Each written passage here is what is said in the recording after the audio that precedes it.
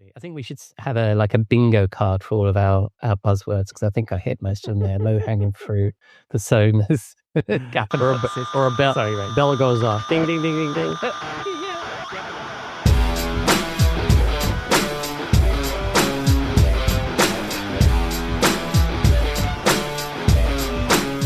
Hello and welcome to episode 273 of the Rockstar CMO effing marketing podcast, a proud member of the Marketing Podcast Network. Hope you're well and staying as sane as you feel you need to be. I'm your host, Ian Truscott. I'm not a rock star, but I am a CMO. And on this podcast, I chat with a band of marketing chums who share their marketing street knowledge, which I hope will bring out the rockstar marketer in you. This week, marketing strategist and former Forrester research director Jeff Clark and I chat about the CMO being the voice of the market, not just of marketing, and how this could help senior marketers connect with the leadership team. But first, we need to pay the bar tab. I'll be back in a moment. We'll be right back after this word. We'll be right back After this word. We'll be right Race the rudders! Raise the sails! Raise the sails! Captain, an unidentified ship is approaching. Over. Roger. Wait, is that an enterprise sales solution?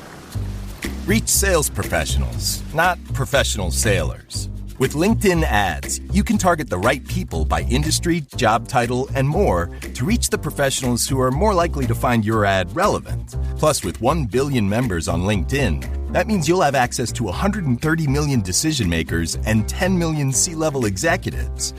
That's a lot of millions of the right people. Get started today and see how you can reach the right buyers with LinkedIn's enhanced targeting tools. We'll even give you a $100 credit on your next campaign. Go to linkedin.com/MPN to claim your credit. That's linkedin.com/MPN. linkedin.com/MPN. Terms and conditions apply. You know that feeling when someone shows up for you just when you need it most? That's what Uber is all about. Not just a ride or dinner at your door. It's how Uber helps you show up for the moments that matter. Because showing up can turn a tough day around or make a good one even better. Whatever it is, big or small, Uber is on the way. So you can be on yours. Uber, on our way.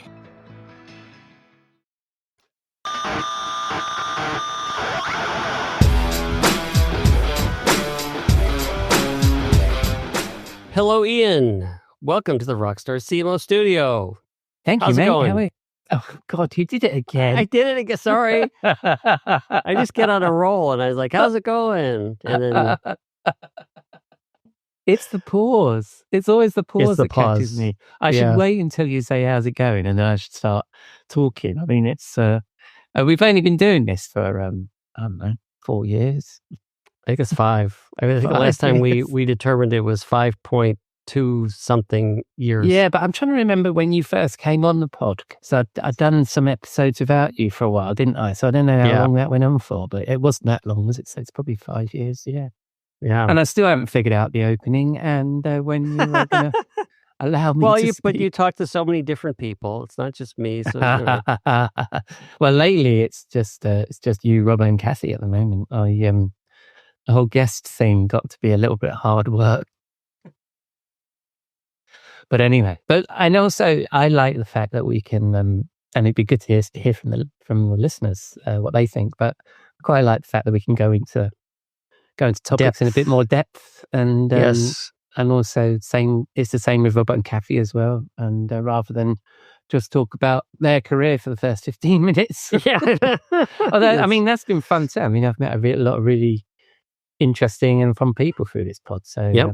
I wouldn't say no. But and the other thing is that's the most popular format of podcast anyway, isn't it? The interviews. Plenty of that about. Anyway, where were Weather. What about the weather? We have to hit the Well, weather. We've had a really dry spell. We had the driest April since time began or something, and now it's raining, so that's good. And it's my birthday this week, and it's also half term for the kids, and that's when the rain has decided to come. Although, you know, obviously my girls are older than need to worry about half term, but I do have empathy for the the parents of the town. How's things for you? I'm glad you mentioned your birthday. I was going to mention it, but I didn't You were? know. I didn't know how Oh, that's sensitive nice. you would be about it. Not that we're going to disclose ages or anything on this podcast. But our sunny weather has returned for Uh-huh. I think the rain that we were experiencing is now over in your part of the world, and so we've got some sunshine, getting close to feeling like summer, but not quite there. Still Nice. very springy. Nice. I think we're going to be back to sunshine tomorrow, hopefully. So we'll see how it goes. The unnatural British weather that we've been having, it's surprising everybody. So should we crack on with the topic? Yes, sir. Yes, sir. So this is actually second week in a row that we're putting you in the hot seat because you've got another article, this one appearing in CMS Wire. Is it coming up on June 2nd, or did you get that confirmed? So it's coming out next. I think it's coming out next week anyway. Yeah, it's definitely in the first week in June. Yeah. So I'm sure you'll put a link to where that is when it pops out in the show notes. And I love this topic. It's be the voice of the market. So as we're often talking about what CMOs need to do, what are you thinking about here? See, I don't get to say what say you, Jeff, when you interview me. What say you?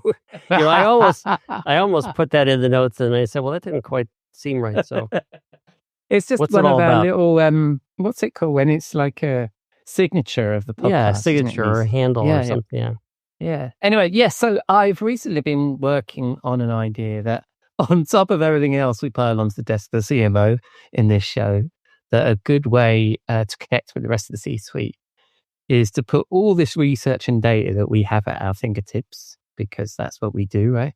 And put it to good use and move from just being the most senior marketer in the room to being something else, the voice of the market.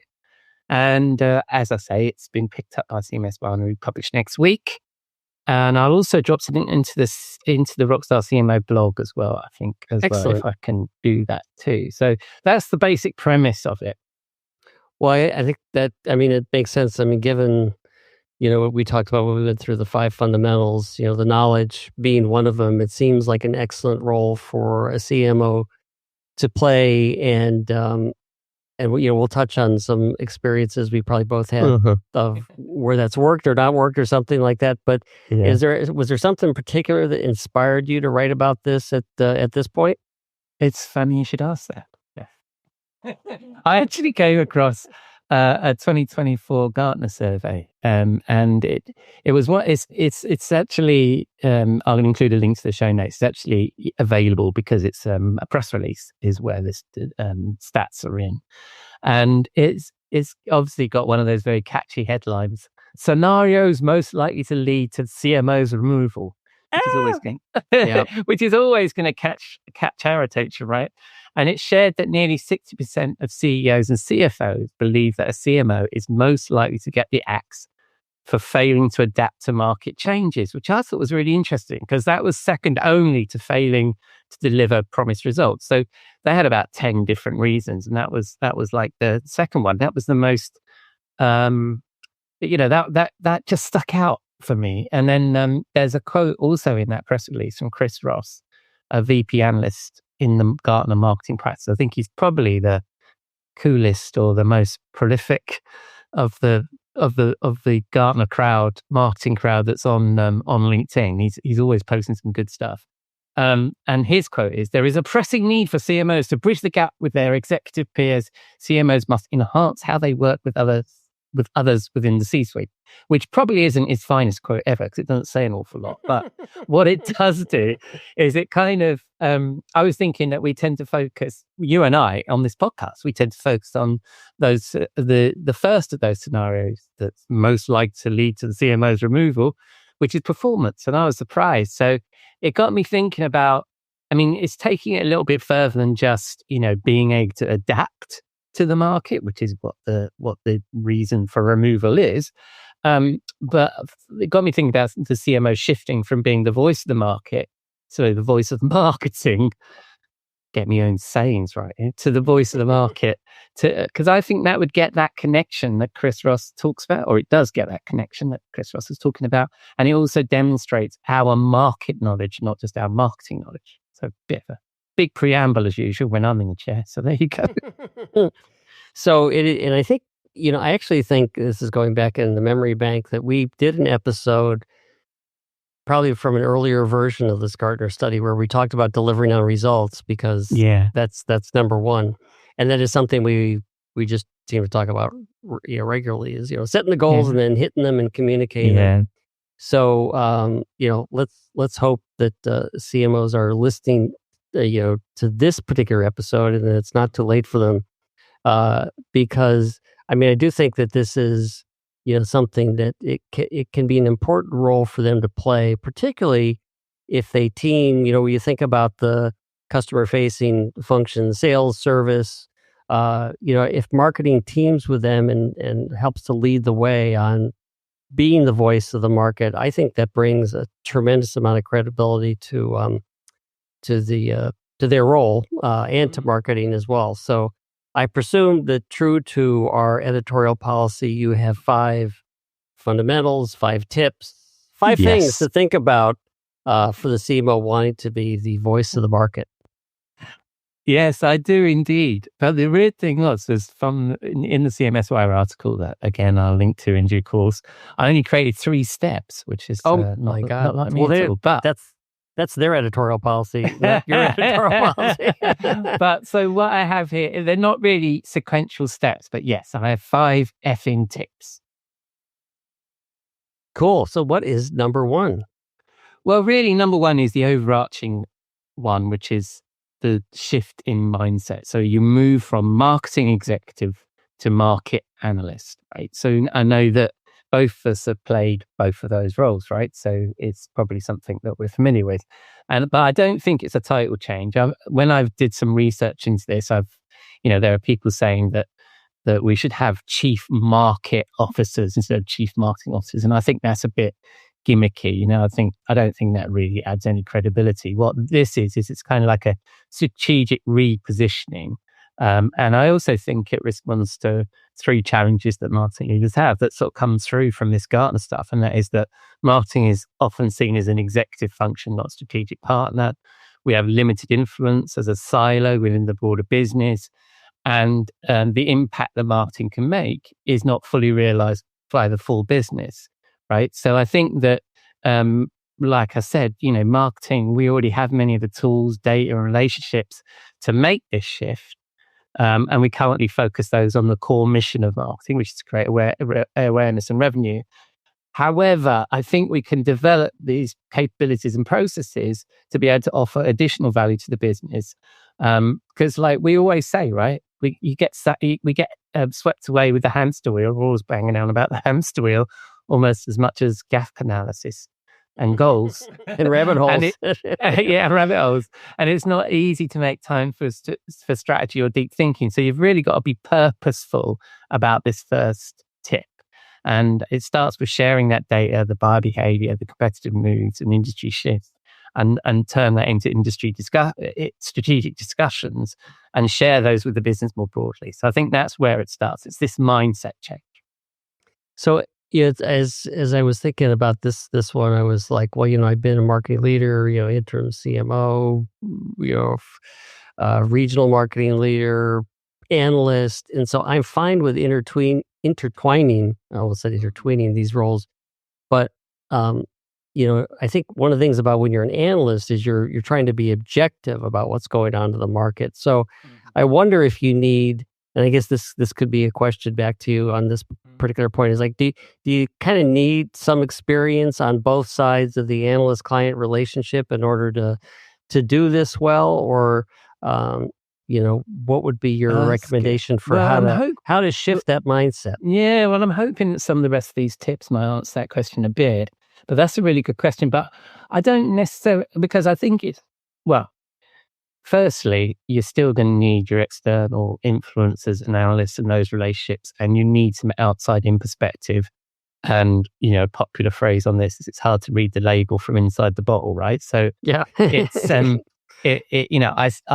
I think it's very hard for vendors to understand the market in the same way that an external person would. So I'm not suggesting that the CMO is replacing analysts. I'm just saying that they're a conduit for that data that comes into the business. Having experience on both sides, I think absolutely, mate. I mean, but am I just saying that because both of us have got that? I don't know. But I do think that when I was an analyst briefly, what I think it gave me was a discipline in the statements that you make in your marketing or in your copy, where you had to prove everything, right? You can't just say, most marketers today, blah, blah, blah. You have to say, this research says that 78% of marketers, blah, blah, blah. So I think that there is a discipline that you can develop as an analyst that you can bring internally when you're in-house. And I'd love to see if that, I think maybe it's Kerry Cunningham, isn't it? At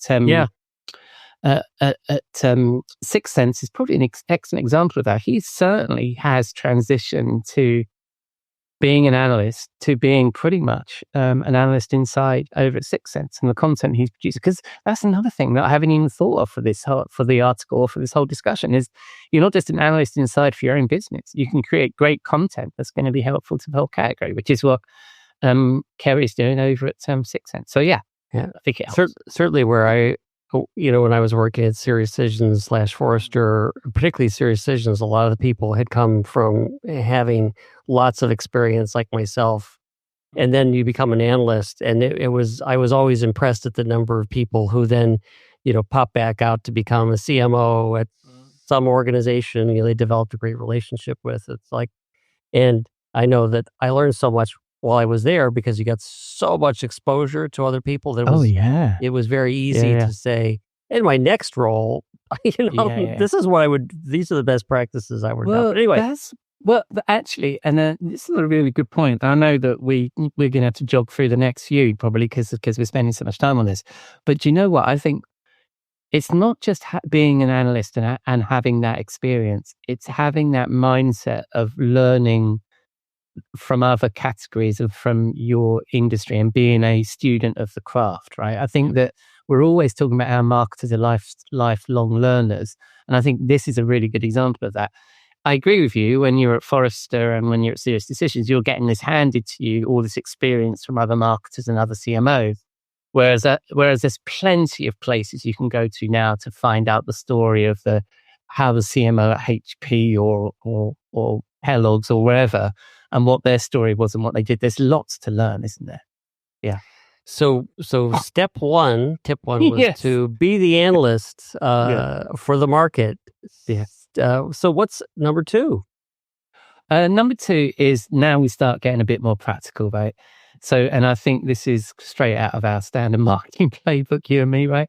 It's understanding the needs of the business. So before we can earn the credibility as the voice of the market, I think we need to understand what the internal stakeholders actually value and worry about and need to see, because there's no point in you sort of banging on about this stuff if it's just not relevant to them. And so you need to then go through a process where you understand internal stakeholders like buyer personas, what are their needs, what are their goals, what are their risks, what are their aspirations, objectives, what are their success metrics, and how they engage with the internal and external comms that you might be doing. Some people like email, some people like Slack, whatever it is, there's a comms element to this. Then think about what information would be helpful to them and map that out. And it may not be just in their immediate role or in their function, but it might support their profile in the market, because some people are, you might have a sales lead who's not just a professional sales lead. He's actually feels he's an evangelist for the category that you're in. He feels like he's a digital asset management expert or an electric vehicle expert, whatever it is. And how do we support their profile in the market?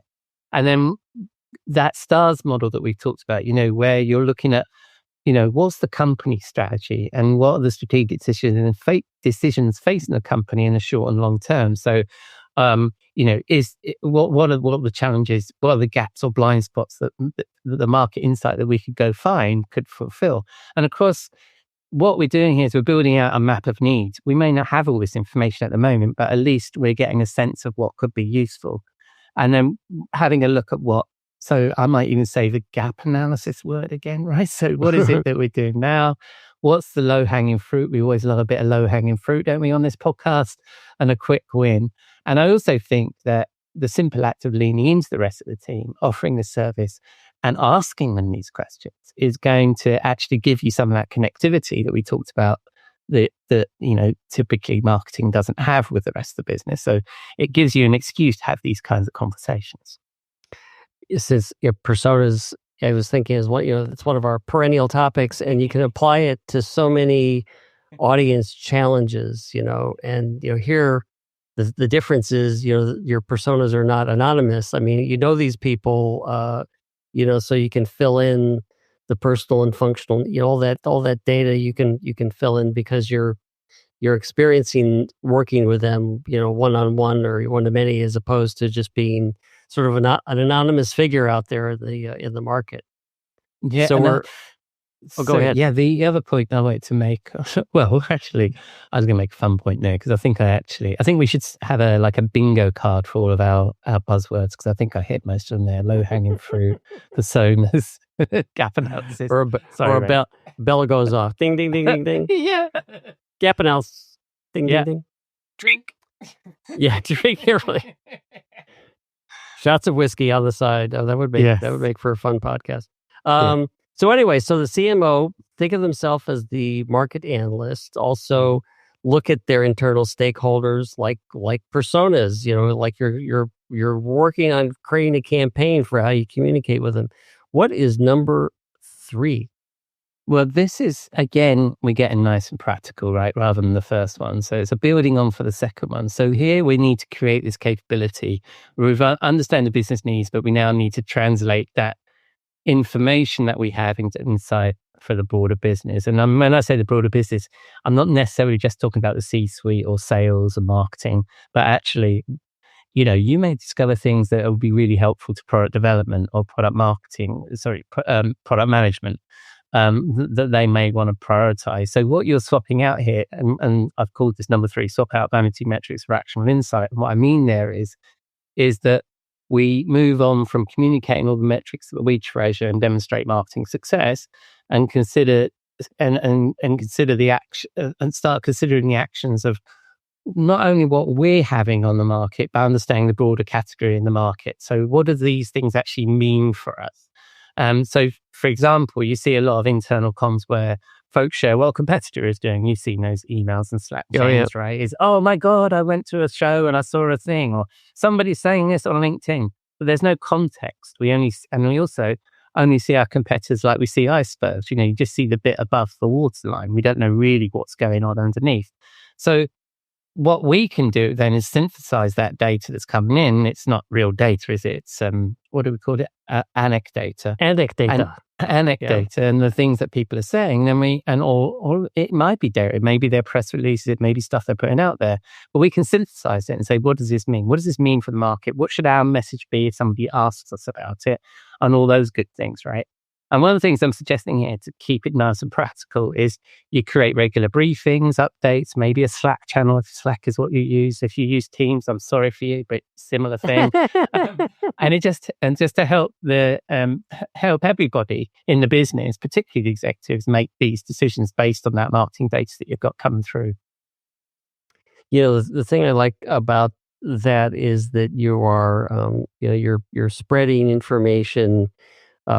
Whether it's on Slack channels or some other way you're figuring out of doing updates in a way that builds credibility and educates your colleagues outside of executive team meetings. Because I think one of the challenges that, marketers have is the development of the credibility of, if we're just seen as the function that executes on marketing campaigns, but is not seen as a provider of the knowledge, then, you may run into those exec team meetings where you've got to handle a lot of objections and you've got different opinions. And so how can you start educating people along the way so that either you start to understand their perspective before going into those contentious debates or avoid those contentious debates altogether? Because I'm sure they all have an idea about what's going on in the market, and it may be heavily biased. Well, the other thing, of course, is as a marketer, And these days, it's almost like internal social media. You own you're not waiting to be invited to a meeting. You can actually. It's like when I was at Accenture, I'd send out a Friday email at the end of the day on Friday just to wish everybody a happy weekend. And it was called the Happy Friday email. And in that, I would include all sorts of information about what's going on in the business, in the market. It was a spread of things, and it was, and people grew to love that thing, right? And I think that there's nothing, you don't need to get invited to start sharing information in the business, particularly when you've got things like Slack and internal email to play with. Did you include an invite to your Friday cocktail hour with Robert Rose? It was before I did. It was before that. Yeah, it was. Gosh. It was before then. But what I did used to talk about was on Fridays. It's a pizza and movie night in my house, and it has been that way since my girls were small. So that was everybody knew that's what I was up to on a Friday, and people would ask me about it because I'd talk about it in the newsletter. Okay, so we've got. So think like an analyst, market analyst. Look at your stakeholders, like their buyer personas. Swap out vanity metrics for actionable insights. So what is tip number 4? I think we're building up to something. Oh, absolutely, yeah. And again, keeping it nice and practical. And what you're doing here, and I kind of alluded to it just then, is you're thinking internally like a content marketer, right? So this is a combination of the previous two. You're matching the needs, the insights that you're finding, the information you can go get. And you're building credibility inside the business the same way as you do outside by delivering useful, relevant, and timely content that answers what does this mean for us, right? Not what does this mean for you as the person doing the publication, but what does it mean for the person on the other side? And what I quite like is there's a nice little sort of tactical phrase which works better visually than I'm going to be able to explain it, but you can break it up into a sentence. So as an executive of the company, so one of your personas, I would like this information so I can accomplish this goal. So if you can imagine those thises being, as the CFO, I would like this information so I can accomplish, being seen as a great CFO. Whatever is a terrible example, I should have thought that through before we started, right? But I think, and this is, we're all skilled content marketers when it comes to external comms, but I think sometimes it's really hard to sort of spend a few minutes just to think about your internal content marketing and how you get that across. And this is going to build the brand of yourself and your team, internally. Well, I think it's interesting you mentioned and your team, because one of the things I was wondering about is how much does this content need to be authored by the CMO to show how smart the CMO is, or others on the team. Yeah, because I remember one of the gigs I did where a data analyst who worked for me, who the CMO recognized not only their talent but their ability to put together some really good analysis on customer and partner retention and attrition, and so we let the analyst be the presenter to the executive team. Obviously, the CMO brought them in, counseled them on how to address the organization, and it was obviously very supportive. And it was a big hit with the executive team. So it's another thing that as CMOs are thinking about content marketers, being content marketers, it's so think about who else on your team can help provide that content. Oh, absolutely agree. And and I haven't got I've got lots of examples of this. You have people on your team who you want to build up their profile anyway, right? It's good succession planning anyway, right? All that kind of good stuff. But also they're already kind of respected by the people around them. So you just lean into that and showing that and shining a light on it on the broader business, right? Like you say, you've got people who are just excellent at data analysis, and it may be you as the CMO probably is the wrong person to be doing that, right? So let the experts be the experts, and then absolutely shine a light on them. Yeah, I agree with you. So, and I think that kind of rolls right into your tip number 5. Yeah, and it kind of takes us right back to, it takes us right back. I think you're not going to announce it. I announce it. Yes. I know the format of the show. It rolls right back to what I was saying at the beginning. It's quite a simple one, really, and that is that you're not taking all this on yourself or with your team. And it kind of came out in our first tip is that you're actually a conduit to the market. You are not the market, right? So, and I think you can use your external network as strategic social proof internally, right? So you invite analysts, customers, and influencers into these internal conversations, which will reinforce your credibility because you know the people that know, right? You don't have to always be the person who knows. And it proves that you're plugged into what matters beyond the company walls. And I think that a bit of their credibility rubs off on you in that process, right? So I would actively encourage that you can't just say, yes, I know everything about the market. You need to bring these folks in. And also by bringing these folks in, not only do you create better connections internally, you create better connections with your analysts and influencers and people outside, because an analyst wants the real deal. They want to go, they don't want to talk to you, the marketer. They want to talk to the product development guy, or they want to talk to the customer, or they want to talk, they want to get really into the real experience. So, and now they love that, especially if you can hook up analysts with customers. I mean, it's just a win-win. So yeah, I think a couple of the better analyst relations, directors, VPs I worked with did a really good job of doing the matchmaking. It's like what analyst do I want talking to what person in product management, what customer do I want talking to what analyst, what, who do I want the CMO or the CFO or the CEO talking to, and it's, the more you can show that you're building your own insights on what others in the market are seeing, then, the better you can influence the strategic direction of the organization. So I think these, it's a good capstone to your 5 tips. Yeah, and I also think that that internal speakers thing, from an AR perspective, it's really hard because it's like, well, this person is the CEO, this person is the CMO. That these are the people I have to use as my speakers for the business, either in AR or events or whatever.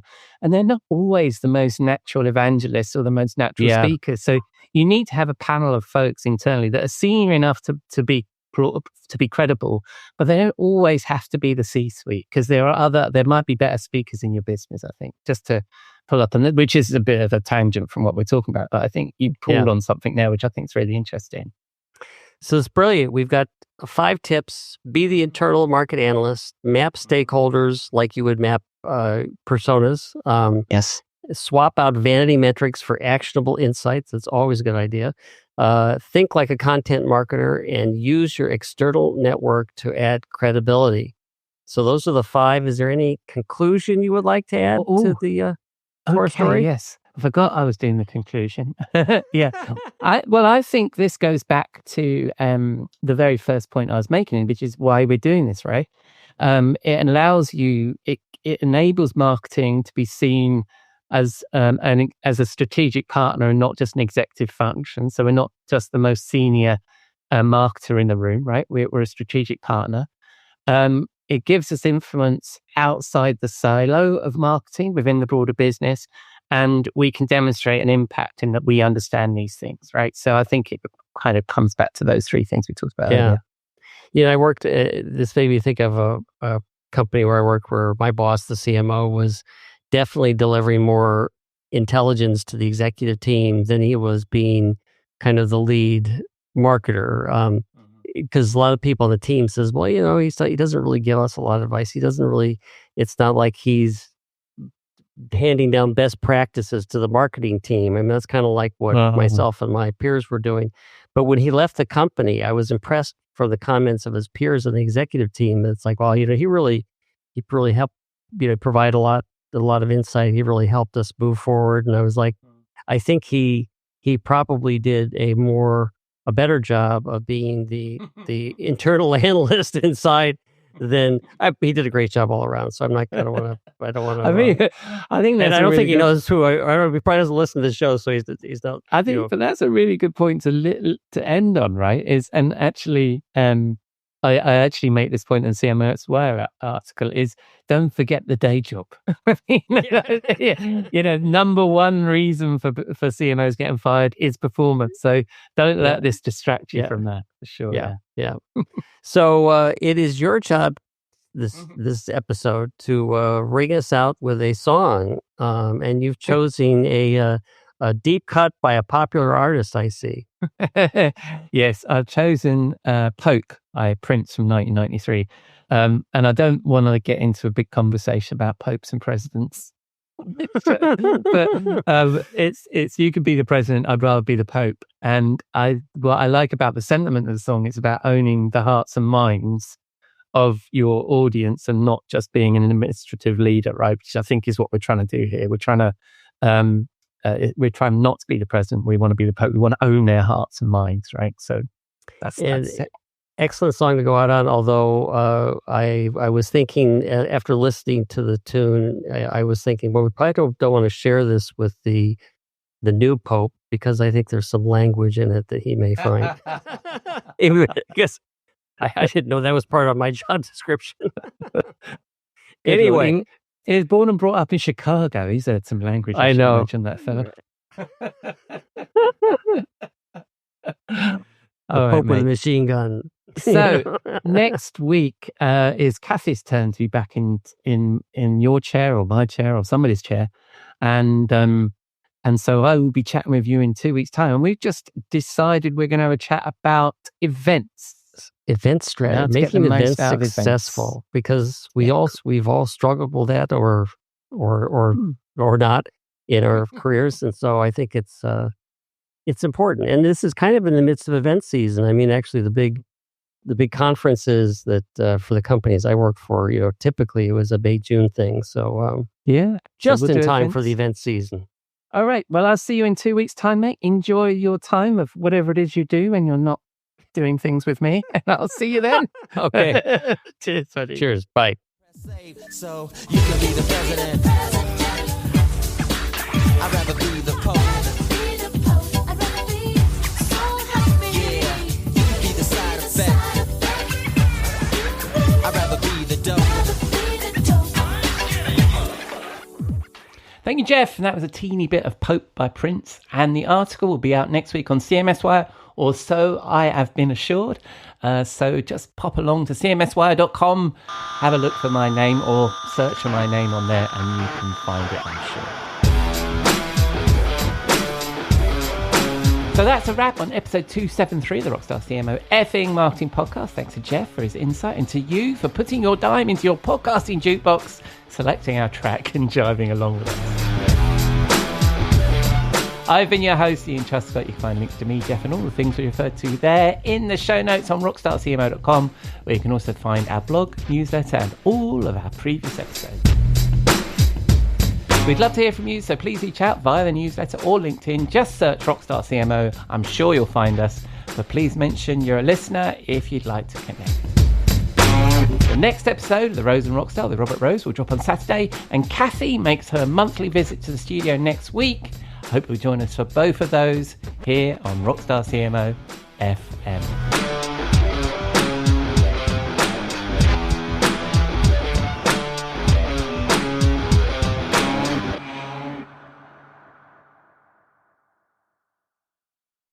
You may know you're listening to this show along the Marketing Podcast Network, but did you know there are other great shows on MPN to help your business? Robbie Samuels hosts the On the Schmooze podcast. Robbie, tell listeners what to expect from the show. Since 2015, I've interviewed entrepreneurs who overcame challenges to achieve success in their field or industry. Tune in to On the Schmooze to listen as I ask deep questions to elicit untold stories about leadership and networking. And where can people subscribe? Find the show at ontheschmooze.com or on marketingpodcast.net, or just search for it wherever you get your podcasts. You heard them. Go subscribe. This podcast is heard along the Marketing Podcast Network. For more great marketing podcasts, visit marketingpodcasts.net.